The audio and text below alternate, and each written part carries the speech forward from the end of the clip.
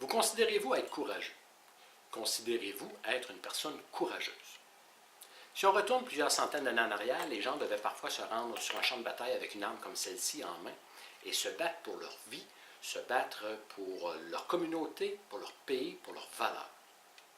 Les gens qui décidaient de ne pas y aller étaient considérés comme être des lâches. Le concept du courage a bien évolué.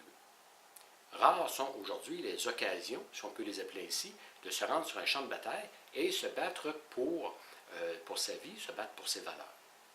Par contre, le courage s'exprime d'une toute autre façon. Pensez comme exemple à un projet qui tourne dans votre tête depuis des mois, voire même des années, et que vous n'osez pas faire ce grand saut. Ça peut être un changement de carrière, ça peut être aussi de partir votre propre affaire, ça peut être de devoir déménager pour avoir une promotion, peu importe. Donc, vous n'osez pas faire ce grand saut. Pourquoi vous n'osez pas le faire? Ça peut être pour certaines raisons, comme exemple votre sécurité financière qui serait mise en jeu, le fait de moins voir les membres de votre famille, ou encore peur un peu de la critique des gens autour de vous, des gens qui auraient peur de vous voir changer. Donc, vous n'osez pas faire ce grand saut. Comme je disais, le concept du courage a bien changé, car le contraire du courage n'est plus la lâcheté.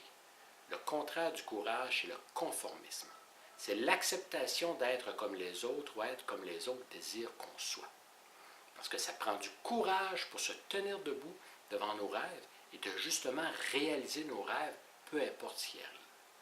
Ça prend du courage pour cela. Donc, êtes-vous courageux? Je donnerai une conférence le 19 mai prochain à Drummondville et le 25 mai à Montréal. Venez faire un tour, venez entre amis, et puis on passera une belle soirée ensemble et bon courage. Ciao!